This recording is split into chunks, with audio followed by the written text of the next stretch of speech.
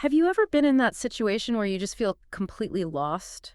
Maybe adrift? You're waiting for some kind of guidance, maybe, and it just feels like it's taking forever? Oh, absolutely. That feeling when you're counting on something or someone and they just don't show up when you expect. Exactly. And that unmet expectation, that anxiety that starts creeping in when the path isn't clear. It's such a human thing, isn't it? A real test of patience. It really is. And sometimes in those moments when we feel most vulnerable, maybe even most impatient, something really unexpected gets revealed. And what if that unexpected thing is a quality revealed in, well, the very nature of existence itself? Those pressure points, they force us to grapple with deeper things. That's exactly where we're going today. Our mission for this deep dive is to explore an ancient story that really unpacks an incredibly powerful and I think often misunderstood quality. Compassion. And we're not just talking about a gentle feeling, are we? Not at all. We're looking at compassion as this raw, almost undeniable driving force for action, something that shapes destinies and reveals, well, the very heart of things. Yeah, we'll be journeying through some really pivotal moments, times of divine revelation, but also really dramatic human interaction. What we'll uncover, I think, is a kind of compassion that's anything but passive. It's visceral, it's transformative, and it's, well, deeply compelling. Right. So by the end of this deep dive, our hope is that you, listening in, will have a much clearer, richer understanding of what compassion truly means, how it shows up, sometimes in surprising ways, and maybe even how it could reshape your own interactions with the world. There are definitely some surprising insights ahead and some profound connections, I think. Definitely. Okay, let's really get into it. So our journey starts in this very specific, pretty dramatic ancient setting. Try to picture this. A huge crowd of people, they've just been delivered from generations of really brutal slavery. They're camped out at the base of this towering, majestic mountain, Mount Sinai. Yeah, you've got smoke billowing from the top, thunder, this almost crackling sense of anticipation in the air, but also unease. Right. Because their leader, Moses, the one who navigated their escape, he's gone up the mountain to meet with the divine, to get guidance for their future, but he's been gone a long time. Weeks, maybe. And that initial awe, that expectation, it starts to fade, doesn't it? It gives way to impatience, then anxiety. It's just such a potent image. This huge community, they've barely caught their breath after escaping, and now they're just waiting, suspended. They've seen miracles, heard a divine voice even, but Moses, their human connection, he's gone. And the silence for them is just deafening. Their old fears, from being slaves for so long, they start bubbling up. Yeah, that human tendency to want immediate visible answers instead of trusting something unseen, it really takes over here. And this anxiety, it quickly turns into a demand. The people go to Aaron, who's Moses' number 2, basically, and they say, "Up, make us gods who shall go before us. As for this Moses, the man who brought us up out of the land of Egypt, we do not know what has become of him." Wow. That's not just impatience. That's a deep crisis of faith, loyalty too, even memory. It really is. And there are so many layers of failure in that demand, aren't there? Oh, absolutely. First, it's this catastrophic failure to recognize their exclusive allegiance. They'd just been delivered by one divine being, and now they're demanding other gods. They're sliding right back into the kind of thinking they knew in Egypt. And second, they completely miss who actually delivered them. They say, "This Moses, the man who brought us up." Right. They credit the human agent, who's now missing, instead of the divine power that actually performed the miracles. It shows a profound misunderstanding of their own recent history. And third, they just couldn't rely on Moses, their mediator, while he was gone. Their trust was just so shallow, fragile, easily broken by the discomfort of not knowing. They couldn't handle the void, basically. So what happens? Aaron, feeling the pressure, takes their gold jewelry, melts it down, shapes it, and makes a golden calf. It's astonishing. And then it gets even wilder. The people look at it and proclaim, "These are your gods, O Israel, who brought you up out of the land of Egypt." Unbelievable. And Aaron, seeing how hyped up they are, he builds an altar in front of it and declares, "Tomorrow shall be a feast to the Lord, a feast to the Lord for a golden calf." It's utterly bewildering. That calf image was likely tied to the Apis bull cult in Egypt, something familiar to them from their slavery near Memphis. So maybe it felt like a comfort, something tangible. But to call it the one who brought them out and connect it to a feast for the Lord. It's a complete spiritual breakdown, a Yeah. blatant attempt to co-opt divine worship for an idol, trying to make the infinite fit into a finite, controllable box. It speaks volumes about that human need to kind of domesticate the divine. And the divine reaction, it's described as intense, furious even. Divine anger burning hot, threatening to just consume the people right there. Yeah, there's this incredibly dramatic moment where the divine says to Moses, essentially, leave me alone, let my anger flare up and destroy them. I'll make a great nation out of you instead. Wow. That's an offer. A temptation, really. Wipe the slate clean, start over with Moses as the new patriarch, ultimate personal glory for him. It's a huge test of character for Moses. He could have chosen himself, his own legacy, power, prestige, all of it. But he doesn't, does he? No. His choice is pivotal. He chooses his people over his own exaltation. He pleads for them, reminds the divine of its own promises, its reputation even. And his intercession works. It does. We're told the divine relented, pulled back from the immediate disaster planned for the people. Moses' plea, his compassionate leadership in that moment was incredibly powerful. He really stood in the gap. Okay, so immediate destruction is averted thanks to Moses stepping in. But there are still consequences for this massive act of disobedience, right? Oh, absolutely. The divine presence, which had been so close that guiding cloud and fire withdraws from being right there among them. The declaration is pretty chilling. I will not go up among you, lest I consume you on the way, for you are a stiff-necked people. Yeah. For a people whose whole identity was tied to that presence, who'd just been freed by it, this separation was devastating. It wasn't just punishment, it was almost protective. Like saying, you can't handle this proximity right now, your own nature makes it dangerous for you. That's a really important distinction. The gravity of that separation is huge. Their whole future felt like it was hanging in the balance. Exactly. It's described as a disastrous word. Their reaction shows how deeply they felt it. They mourned, took off their ornaments, a visible sign of grief and humility. A real moment of collective sorrow, recognizing how badly they'd failed. It's such a stark contrast to the partying around the calf just before. Completely. And in this crisis, Moses, probably discouraged but still determined to connect, does something interesting. He sets up a tent of meeting outside the main camp. Not the official tabernacle yet. No, this is temporary. A separate place, away from the defiled camp, where anyone who genuinely wanted to seek the divine could go. It was both a separation and a provision for continued access. A testament to Moses' commitment, really. And what happens in that simple tent is just extraordinary. The text says the divine used to speak to Moses face to face, as a man speaks to his friend. Face to face? What does that even mean? Well, not a literal physical face, since the divine is spirit, but it signifies this incredible intimacy, a direct personal connection, a real back-and-forth relationship that Moses achieved there. It shows how deep that desire for connection was on both sides. That's amazing. And it wasn't just for Moses, was it? His assistant, Joshua. Right. Joshua, son of Nun, a young man then, it says he would not depart from the tent. He just stayed there. It shows how powerful and real that presence must have felt, that even the assistant recognized its immense value and just clung to it. He saw something worth staying for. Absolutely. That devotion really underlines the extraordinary nature of those encounters. So after all this, the golden calf disaster, the divine withdrawal, but then this incredibly intimate connection in the tent of meeting Moses, still wants more. He's not just satisfied with being in the presence, he wants to know the divine more deeply. Yeah, he has this hunger to understand the divine character, its very essence. He pleads, show me now your ways, that I may know you. It's not just asking for directions, is it? Not at all. It's a longing for profound understanding. Why did the divine choose this difficult, stiff-necked people? What's the underlying nature driving everything?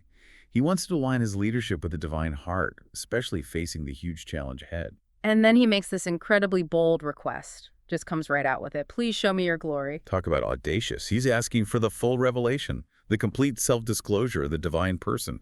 It takes incredible spiritual courage to even ask that. What's the response? Well, it highlights the limits of human perception facing ultimate holiness. The divine says pretty directly, you cannot see my face, for man shall not see me and live. So it's too much, too overwhelming. Exactly. It's an overwhelming power, a sanctity that mortals just can't withstand unfiltered. It's actually a protective measure, a mercy, shielding Moses from something that would literally destroy him. But the divine does accommodate him, right? In a really unique way. Yes, in an incredible act of grace. The plan is for Moses to be placed in a cleft, like a crack in the rock. Then the divine will cover him with a protective hand as the glory passes by, allowing him to see only the back, not the face. It's amazing. A willingness to reveal, to share intimacy, even while setting limits for Moses' own survival. And the language used, hand, back, face, these are anthropomorphisms, giving human-like features to the divine, which is spirit. It's not literal, but it conveys intimacy, personality, accessibility, despite the immense power. It makes something incomprehensible slightly more graspable for Moses. And this intimate language, this whole encounter, it's setting the stage for something even more profound, isn't it? A direct revelation of character. Precisely. Despite the huge failure with the calf, the divine isn't giving up on them. A moment of profound renewal and self-revelation is about to happen. Okay, so after this intense desire for Moses to know the divine, to see the glory, we get to maybe the most unprecedented moment of divine self-revelation in these ancient texts. It really is remarkable. It starts with an instruction. Moses is told to cut 2 new stone tablets, exactly like the ones he smashed in anger after the calf incident. That act itself feels incredibly significant, replacing the broken ones. It's huge. It symbolizes a renewed covenant, a fresh start. It's an act of profound grace, basically saying, okay, despite that massive breach, we're going to reestablish this relationship. It paves the way for a deeper understanding. And then, back up on the sacred mountain, something extraordinary happens. The divine descends in a cloud, stands there with Moses, and proclaims its own name. Now, we need to remember, in that ancient context, a name wasn't just a label like Bob or Sue. It was everything: reputation, character, inherent power, essence. So this isn't just an introduction. It's a self-declaration of who the divine fundamentally is. Radical transparency. Exactly. And it's unique. It's the only place where the divine explicitly lists its own attributes like this. A direct insight into its very nature, meant to be understood, remembered, relied upon. Especially powerful coming right after that betrayal. So what are these core attributes? The first one mentioned is compassionate. The Hebrew word is sium. What's packed into that? It means sympathy, a tender attitude of concern, mercy. But the root is fascinating. It relates to a deep love from someone superior towards an inferior, rooted in a natural bond. A natural bond. Like a parent's compassion for their child. There's a great line in the Psalms. As a father shows compassion to his children, so the Lord shows compassion. Think about it. Parents love their kids because they're theirs. We love them even when they mess up, disobey, act foolishly. Right. You ache when they suffer, even if it's their own fault. Exactly. You're committed for life, always wanting their best. That's the picture On paints of divine compassion. Never abandoning, always present in need, gently dealing with our weaknesses, eager to forgive and restore. It's not just a feeling. It's this active, enduring bond, a deep gut-level yearning to help, to heal. That parent analogy makes it so much more tangible. Okay, next attribute, gracious. What does that add? Graciousness here means granting undeserved favor. It's kindness and generosity given not because someone earned it, but simply out of inherent goodness and a desire to bless. It's what makes second chances possible. And then slow to anger, given the context of the calf. That seems crucial. Hugely crucial. It emphasizes immense patience. Despite all the failures and rebellion, there's this deliberate slowness to react with anger. It's not indifference, it's forbearance, giving space for repentance, for change, for coming back to the relationship. Okay, next, abounding in covenant love. The Hebrew word is east. We hear that a lot. What's its specific power here? East is way more than just love. It's about long-term, reliable loyalty within that covenant relationship. It's steadfast faithfulness, the absolute guarantee that promises made will be kept no matter how inconsistent humans are. It's the bedrock of the relationship. And abounding in truth. This means everything the divine says is correct, reliable, completely trustworthy. Especially on the big things: life, death, destiny. You can build your life on it because it's fundamentally true. And the list keeps going, right? Building on this foundation. It mentions maintaining covenant loyalty to thousands. What does that mean? It's not just thousands of people, it refers to thousands of generations. It signifies this indefinite long-term faithfulness and blessing for those who stick with the covenant. The commitment isn't short-term, it spans across ages, a lineage of faithfulness. Wow. And then maybe the most crucial one for humanity, especially after the calf incident, forgiving wickedness, rebellion, and sin. Yes, this is presented as an inherent characteristic. Forgiveness isn't reluctant, it's eager. It's fundamental to the whole promise of restoration in life. The divine delights in wiping the slate clean, restoring relationship. But it's not a free pass for bad behavior, is it? No, and that's critical. The proclamation immediately adds that justice is maintained. Wrongdoing isn't just ignored, it has consequences, sometimes even for future generations. It shows that compassion operates within a framework of moral truth and order. It's a complex picture, profound mercy alongside unwavering justice. Okay, so we have this incredible self-description, this revelation of divine character. Now let's see it in action. Let's shift to a really dramatic, tangible demonstration of compassion, a story that brings these ideas to life. Yeah, let's look at the story set in a town called Nain. Right. Jesus is traveling with his disciples, and there's a big crowd with him. They're approaching Nain, which seems to have been a decent-sized place. It had a city gate. And that gate is key, because burials usually happen outside the city walls. So as Jesus and his crowd arrive, they meet a funeral procession coming out of the gate. It's this immediate, stark collision, isn't it? Life meeting death. Joy and sorrow crashing into each other right there in public. You can almost feel the atmosphere shift. The weight of that grief would have been palpable. And the specific tragedy here is just heartbreaking. The person being carried out as a young man, and the text makes a point of saying he was the only son of his mother, and crucially, she was a widow. That detail changes everything in that cultural context. She'd already lost her husband, her main support, now her only son, her heir, her future security, her lineage, all gone. She's facing not just grief, but likely poverty, total despair. Her world has utterly collapsed. It reminds you of that story of Naomi feeling like God had dealt bitterly with her after losing her husband and sons. This woman is in that same boat, maybe worse. It's hard to even imagine that level of loss. Your entire future just erased. And it's into that profound grief, that silence, that Jesus steps. And the text says, and when the Lord saw her, he had compassion on her. What does that seeing really mean here? It's so much more than just noticing her. It implies this deep absorption of her feelings, an empathy that goes right to the core. You can picture maybe his pace slowing, his eyes focusing on her, maybe softening. Perhaps his own eyes welled up. It's that deep connection, that feeling with her. He didn't just see her situation, he felt her pain. Exactly. And then he says something that sounds, almost jarring. He tells her, do not weep. Yeah, that could sound so insensitive to someone drowning in grief. Why say that? This is where the difference in knowledge is crucial. She's lost in despair. He knows what he's about to do. So the command isn't dismissive. It's forward-looking. It's a statement of hope, anticipating an action that will completely change her reality. It's like saying, hold on, the reason for your weeping is about to be removed. Precisely. And it's a pattern, maybe, for us too. When we feel like we're told don't weep in our own dark times, perhaps it anticipates a divine action, even if we can't see it yet. Trust, even when it feels impossible. Then comes the action. Jesus walks up and touches the bier, the open coffin, basically, where the young man is lying. And the pallbearers stop. That touch is remarkable in itself. Touching a dead body made you ritually unclean according to the law. So he's breaking a taboo. He's prioritizing compassion over convention. He's stepping right into her grief, her ritual uncleanness even, to bring about restoration. Human need trumps ritual purity for him. And then he speaks directly to the body. Yeah, young man, I say to you, arise. A direct command against death itself. And the result. Immediate. Astonishing. The dead man sits up and starts talking. Imagine the shock waves through that crowd. A funeral turns into a resurrection. It's just unbelievable. But Jesus' focus stays on the mother, doesn't it? It does. He takes the young man by the hand, helps him off the bier, and leads him over to his mother, gives him back to her. It's the ultimate fulfillment of do not weep. It's like saying, see, I can wipe away the cause of your tears. Her tears of grief must have instantly become tears of just overwhelming joy. Unimaginable joy. It shows compassion isn't just about big miracles. It's about intimate, personal restoration, bringing back what was lost. And the crowd's reaction. Fear, awe, and glorifying God.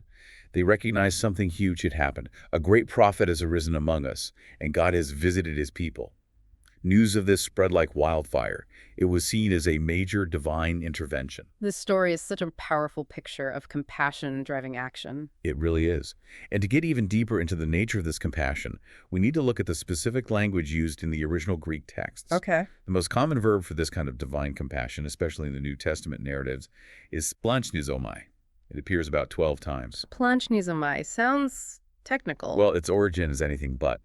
The noun form, splachna, originally referred to the inner organs, heart, liver, intestines, Weird. especially the lower abdomen, the bowels, even the womb, basically your guts. Guts, seriously. That's the word for divine compassion. Yes. Some ancient commentators actually found it too rough, too graphic for God, but that seems to miss the point. What is the point then? I think the writers chose it deliberately to convey the sheer power and force of this compassion. Think about how we use guts today for courage. She has guts. It implies something deep-seated, physical, almost. So splagchnizomai isn't just a mild pity, it's like a gut-wrenching feeling. Exactly. It suggests a profound, visceral reaction, like that sharp ache you might feel in your stomach when you see someone you love suffering intensely. It shows compassion rooted in deep love, a sensitivity to pain that literally churns your insides. It's empathy that demands action. Wow, that changes how you read those stories. It's not detached sympathy, it's this powerful internal drive. Precisely. And this verb is consistently used as the motivation for saving, forgiving, healing, performing miracles. It underlines that compassion is the engine driving divine intervention. It's a gut reaction leading to action.